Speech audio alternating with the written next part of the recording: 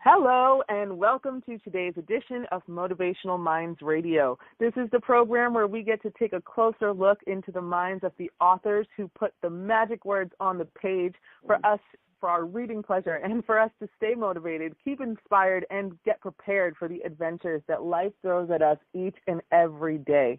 On today's show, we are speaking with Dara Feldman. And Dara, she is the author of the book called The Heart of Education, Bringing Joy, Meaning, and Purpose Back to Teaching and Learning. And before we get a chance to speak to Dara, let me tell you a little bit about her. She is an internationally recognized educator, author, and speaker. Dara's lifelong goal is to transform our schools and the systems that support them into environments that embrace the love of learning with the recognition of self-worth. Dara is the author of the book that I just mentioned. She is also the Director of Education and Professional Development and Chair of the Board for the Virtues Project International Association. This association, she creates and delivers personal, professional, and organizational development, inspiring individuals to live more authentic, joyful lives, families to raise children of compassion and integrity, educators to create safe, caring, and high-performing learning communities, and leaders to inspire excellence and ethics in the workplace. I love how all of that comes together. She is just a magical woman. She is an expert consultant to the Character Education Partnership in Washington, D.C. She's the Director of Education for the V Channel, which is a social media channel designed to engage and inspire young people to reach for a higher level of personal development. She is just so much, and if I keep going and tell you so much of who she is, we will never get a chance to speak to her. So let's get right into it and welcome Dara Feldman to the show today. Dara, thank you for being with us. How are you? I'm doing awesome, and it's just a joy and an honor to be with you today. Thank you for your openness to having me on. You're welcome, and you are welcome to be on any time. I can tell that this conversation is just going to be the beginning of one of many. You got it. It's a date. It's awesome. So this book, I really want to get into it because I'm so passionate about education. I'm so passionate about education both in the schools and out of the schools. And what you are really doing is creating this balance in this book, teaching people how to create this balance of learning both in and out of school and how to bring joy and meaning and purpose into it. Now, I think that with education these days, a lot of creativity, a lot of artistic tendencies are coming out of the school system, and I know that one of your passions is bringing it back in. So how can we increase joy, meaning, and purpose through the arts, service learning, and by creating a culture of mutual respect and appreciation in today's education? That's a great question. So let me just give a really quick history. Over the past 12 years, we've been so focused on academic rigor and testing that joy, meaning, and purpose has been flushed away. And teachers' hands have been tied and to bring their own creativity and to nurture those meaningful learning opportunities for our students and help them to develop their creativity. And so this amnesia has kind of crept over everybody. And in Daniel Pink's book, A Whole New Mind, he talks about the importance of things such as creativity and empathy and the virtues that I teach, and how the other countries are seeing that what the American education system was based on is actually now permeating around the world, when we here in the United States have restricted ourselves to just the performance side of character. So with all this brain research out there and everything that we know about how to inspire hope, engagement, and well-being in our students, we now need to loosen up on that academic rigor focus only and say, research shows that when we do music and we do the arts, and any time that we get to use our creativity, that actually inspires people to want to come to school. It allows them to use some different gifts and strengths that they have, which gives them the confidence to be successful in other areas. And as a traditionally entrepreneurial society, when we're inspired through those arts, then it helps us to be better business leaders in school, out of school, and in our own lives. So the arts are really essential. And then, Giselle, I know this is all about what you're about, giving back. When we're of service, we feel better. We have that attitude of gratitude, and that physiologically increases, the vibration, the energy in us. And so even when kids or teachers or adults or whomever are feeling down, feeling frustrated, feeling depressed, the fastest way to raise their happiness and hope level is to be of service to somebody else. And so service learning is really an authentic way to learn, to process out what people are doing to make the world a better place, how it's impacting others, and also how it's impacting ourselves. Does that make sense? For me, it does. I hope that makes sense to everybody else. I hope it does make sense to everybody else, too. And I'm sure that something in there was really, that was just so vibrational, everything that you just said there. I myself am a product of this creative world. And I'm not sure that I should publicly say this, but I spent a lot of time cutting class when I was in school. But I know that I got to school because I was looking forward to that art class, that music class, that theater class. Absolutely. Okay, we teach what we need to learn, and you and I obviously are on this call together because we're on that same vibration, right? So I was class skipper. That was my senior superlative. I don't even know how they gave me a diploma. But I went back to class. I went to school for 2 subjects. One was philosophy, and the other was English because you had to take it to pass. And then I came back because I was part of the dance team. That's what got me and kept me there. And so when we punish our kids by saying, oh, you know what, you're not doing well in math, so I'm going to take away your dance class, or I know you're really passionate and good in science, you're not going to go to science class right now because you need to be double dosed in math. Oh, my goodness, that is probably the worst thing that we can do for our kids. Let's bring the mathematics into the dance and the arts. Let's bring it into the science where they're already passionate and have strengths, and leverage our students' strengths. Are you sure I'm not speaking to God? It's all good. I want to get to the other point that you said about creating a culture of mutual respect and appreciation. Yes. Right now in schools, one of the frameworks that started out for really good, and I always think that people come from a place of positive intent, but they may not have the 360-degree picture. There's something called PBIS, Positive Behaviors, Interventions, and Supports. And it's a framework for supporting our kids who are, the most under-supported. We'll put it that way. But what happens oftentimes is schools misunderstand that framework, and it becomes all about coupons, control, and compliance. So they're asking kids to be respectful and responsible and ready to learn. And if they see that being demonstrated, they get a little coupon and they get to turn the coupons in for something made in China or whatever. And the kids don't really understand why they've earned that. And those kids who are having a hard time being respectful or being responsible, they have some hard stuff going on at home. They're forgetting their homework, not because they're bad kids, but, Dad's beating the crap out of them. Yeah, they don't know. Nobody's ever taught them what responsibility looks like and have given them strategies. So instead, if kids don't know how to read, we teach them. If they don't know how to do math, we teach them. But if they don't know how to be respectful or responsible, we punish them.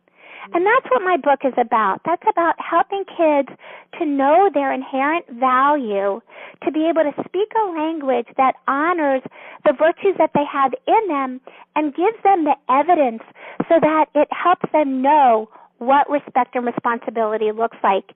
And the same is true in the workplace, in the classroom, and at home. That culture of mutual respect and appreciation, when we can be really mindful of the language we use, then we can change the world that way. And now I'll be quiet and call in self-discipline because enthusiasm for me always trumps self-discipline, and that's why I get thrown out of class for talking. So it's your turn, Jeselle. No problem. I'm enjoying every moment of everything that you're saying, and I wouldn't mind letting you continue because it just touches me so much, and I hope that everybody is touched by this because there is a disconnect between what happens at home, what happens at school, and what happens on the way with your friends, you know. So I would love to know. Go ahead. May I teach you all the language very quickly? Yes. Okay, yes. so you parents. read my mind. Go ahead. All right, parents, take out a piece of paper and a pencil right now because I'm sure you can relate to this. How many times have you come home and you've walked into your child's room, you've already asked them to clean it about 1,000 times, and it's a mess, and you say, oh my goodness, how many times have I told you to clean up that room? Go to your room and don't come out until it's clean. And then you go in and they're like, I'm done, and you walk in and you're like, oh my, it's still a mess. If you use the language of virtues and you say, please be orderly, put your dirty clothes in the hamper, hang your clean clothes up and close the closet door, and make your bed, you're teaching them what orderly looks like. You're inviting them to the virtue of orderliness, and it becomes a transferable skill. And teaching about direction. You know, I'm an NLP strategist, and I understand this power of language. I was working with a client the other day and just teaching them how to make a better constructed sentence in order to create your to-do list. For example, if you have to call Rachel, what do you need to call Rachel for? Like, who's Rachel, and who cares if I need to call her? But if you write down why you need to call her and why that's so exciting, then it gets it done. And by parents telling the children step by step, this is what cleaning your room means. This is exactly what needs to happen in order for your room to be clean. That gives the children a better sense of direction and order to follow. Exactly. You're setting them up for success. And what's different, a little bit different than NLP, is that we focus on that virtue. We use that character quality and then the evidence so that then the virtue becomes a transferable skill. And so what I shared with you was what we call a virtues guidance. When you want somebody to do something, the appreciation piece, if we can just acknowledge when somebody is exhibiting a virtue, it's really powerful. So can I give you that example now? Absolutely, you can. Please share. All right. And this goes from home to the classroom and then from life. So I'm going to tell you a little kid all the way through adulthood. So a 4-year-old is learning how to tie their shoe, and they're working it, they're turning purple, there's, beads of sweat falling from their face. And normally the parents are really loving and encouraging, and they say, good job, you can do it. When they speak the language of virtues, however, it sounds like this. Wow, I see your determination working to tie your shoe without giving up. So then that little one's like, ooh, determination is doing something hard without giving up. The 4-year-old goes to first grade and is doing algebra because that's what we're doing to 6-year-olds now. And instead of the teacher walking by and saying, good job, because she sees the student working hard on that problem, she says, wow, I see your determination working through that hard problem without giving up. And then that little person is 16 years old, and Dad's out teaching them how to parallel park. They keep hitting the cones, they're getting frustrated, but they keep doing it. And Dad says, I see your determination learning how to parallel park without giving up. And then that little person is all grown up. They drive away, they finish college, they get married, they have a new job, they have a baby. That baby's keeping them up all night. The new boss is just really wretched. It's hard. And there's nobody there to say, I see your determination. But because their determination had been acknowledged with the evidence along the way, that person knows that they have the determination in them, that they can work through anything hard without giving up. And that's the power of a virtues acknowledgement. Wow. That is powerful. I feel like we need to create a T-shirt that says, "Please see my determination." Absolutely. Well, you remember the Got Milk T-shirts? I wanted to do, Got Virtues or each individual virtue. We can talk offline about the whole, wardrobe that I have planned out in my mind. Well, another thing that I want to talk about, and I think it fits so beautifully here because you have so much information to share, and I want you to continue talking because I want to listen. So, and I'm sure everybody else wants to listen because this is just ridiculously valuable information. So I want to ask you that question. How can people listen more compassionately and with more curiosity in order to empower others to find clarity and create their own solutions? All right, beautiful, beautiful question. So I want everybody to think about if they've ever had a bad day. And I'm sure we've all had a bad day, and we've gone home, and we start sharing about our day. And the person on the other side listening jumps in and gives us advice. How does that make you feel? Not so good, right? At least for me, and I've trained my husband, he's beautiful now, it makes me feel like you don't trust me to come up with my own solution. You don't think I'm capable. You're trying to be controlling. And sometimes I just need the space to let it go. So the companioning process, which is a 7-step counseling technique to lead somebody to their own solution, goes like this. I just imagine that your teenager comes home in tears. You know that the boyfriend broke up with her. You know that's what it is. Normally would say, "Oh, honey, it's okay, don't worry." But instead, the first step is to open the door by saying, "What's happening?" Then you close your mouth and you listen with receptive silence. You're just listening with your heart and your ears. You're using your compassion balanced with detachment. Compassion so your heart can be there, but detachment so that you don't take on their pain and you don't jump in and rescue them. So when they're finished talking, you'll ask cup-emptying questions to try to really get to that pearl of truth at the bottom so they can hear themselves. You might say, "What was the hardest part? How bad is it for you? What are you the most afraid of?" You're going to say, ask what and how questions, never why. Because as you know, Jeselle, why put you on the defensive? It throws you into your head. So we don't use the word why when we're companioning. So after you've asked those cup-emptying questions, you're looking for sensory cues. If they're welling up with tears, you'll ask, what are those tears for? And when we ask, what are those tears for, it gives that person permission to just let the tears flow. They don't have to figure out why they're crying, but it just says, "Oh, you see me, I can cry." And then the 5th step is to ask virtue's reflection question.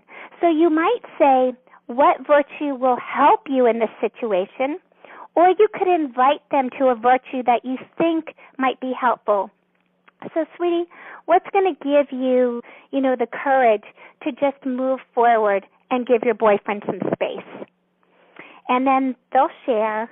And then the 6th step is asking a closure and integration question. And the question is, what's clearer to you now?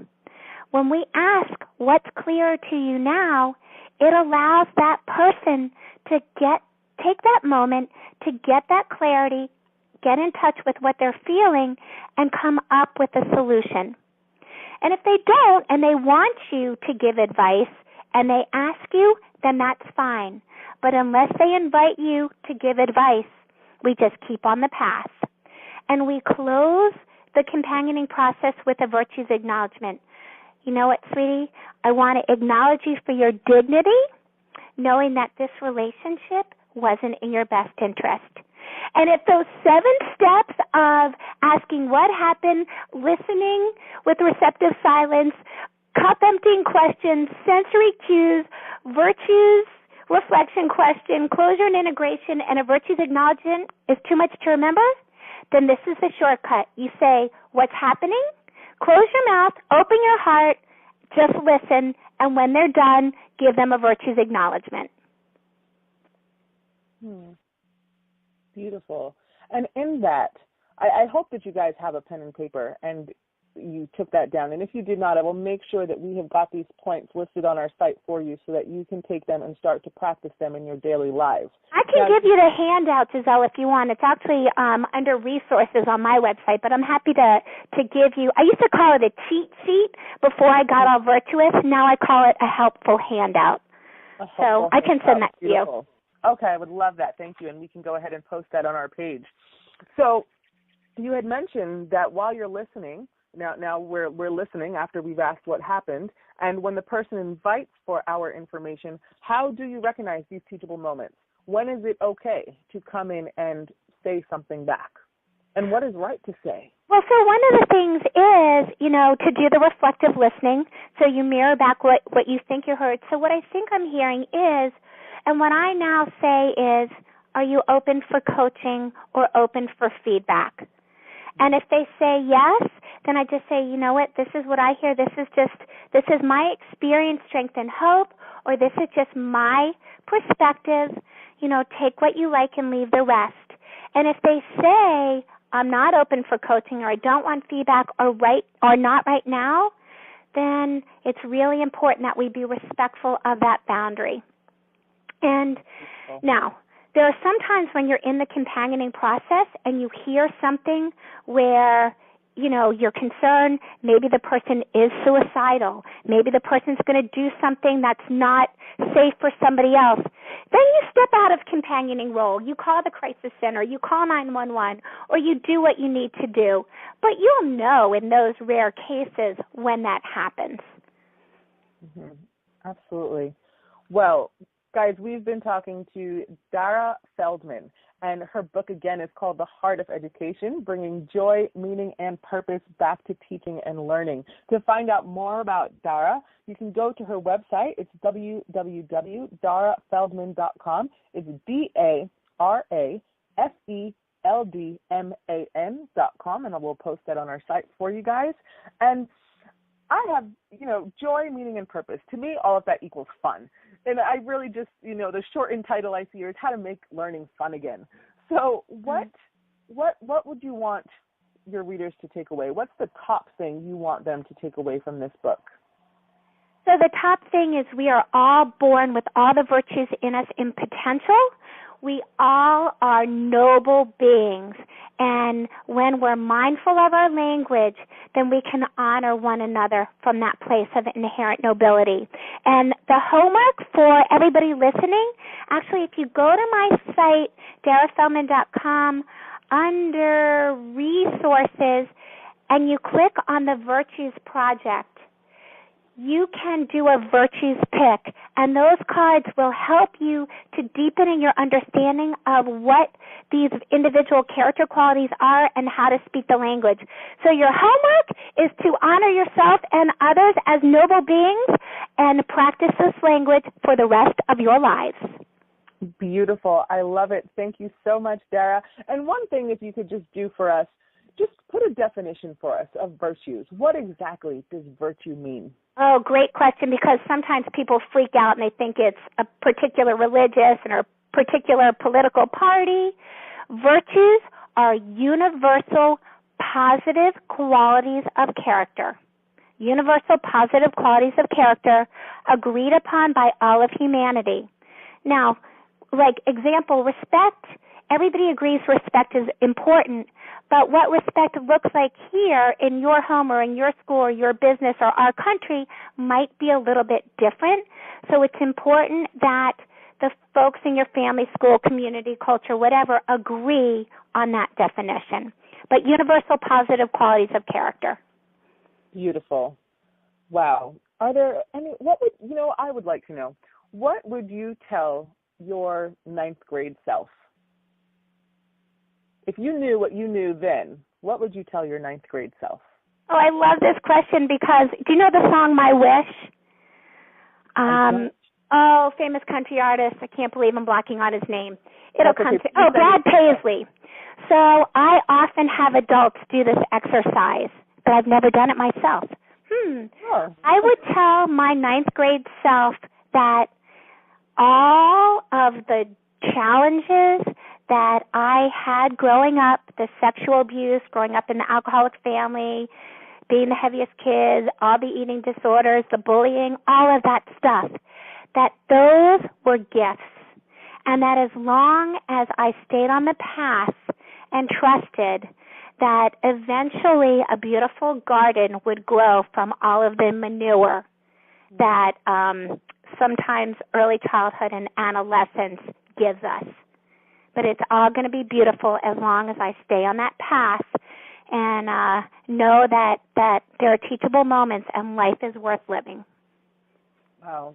Dara, I am touched, I am speechless, and I am glad it's the end of the show because I really don't want to speak anymore. I want to reflect on everything that we've talked about today, and I hope that all of you guys do as well because this has just been absolutely gorgeous and inspiring, and this is exactly one of Dara's purposes for being on this world with us.